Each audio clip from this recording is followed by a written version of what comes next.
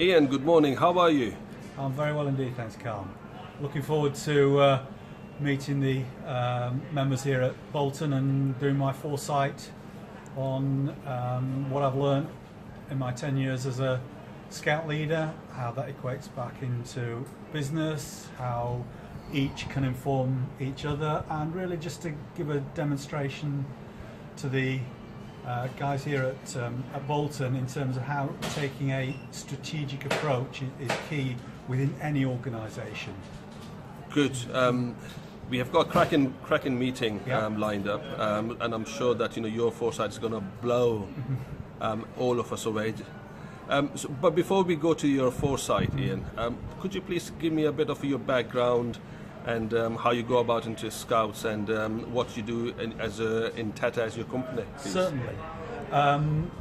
My background is I've spent 30 plus years working in the print industry, senior management roles, really looking at business strategy, implementation, project planning, mentoring, all the things to do with being an executive manager within any organisation. So always been part of large corporates, so very much keen on systems, processes and procedures, used to following frameworks that are laid down by head office, which equally applies to what happens within 4N, so that's why I like the 4N format, but also equally applies within my role as a scout leader, been for the last 10 years, and things that I've learnt there in terms of very much so that approach to taking a strategic plan applies equally within that scouting environment where I'm part of the executive team.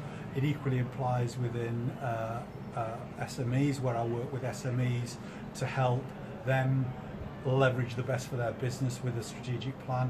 And finally, more importantly for me, is essential for schools to take that approach, particularly within the current financial and economic climate where school budgets are getting tighter. They need to benchmark outside their own education sector, but also into the wider sector, learn from what businesses are doing, learn from what other sectors are doing to bring best practice into them in terms of that strategic planning approach. One of the key responsibilities of governors, and I've been a governor for 10 to 15 years, one of the key responsibilities of the governors is to set the strategic plan. And if those skill sets aren't within the governing board, how is that going to happen?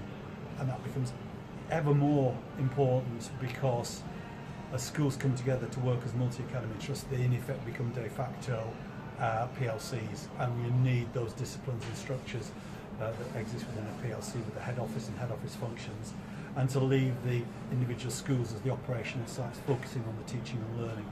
And that's the mindset change that schools are having to make as they convert to academies, as they convert to multi-academy trusts, and that's where I support them in that approach. Interesting.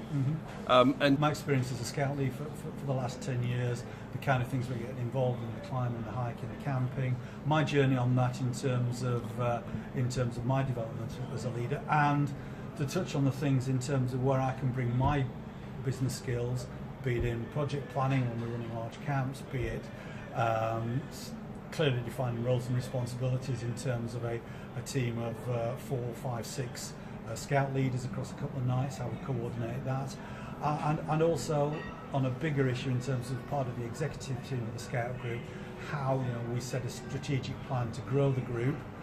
We've ended up growing it year on year for the last 10 years where I've been involved, how we've grown it from probably a group of 30 to 40 individuals up to 135 where we are now, and how taking that business growth, strategic planning approach works in that environment as well. Great.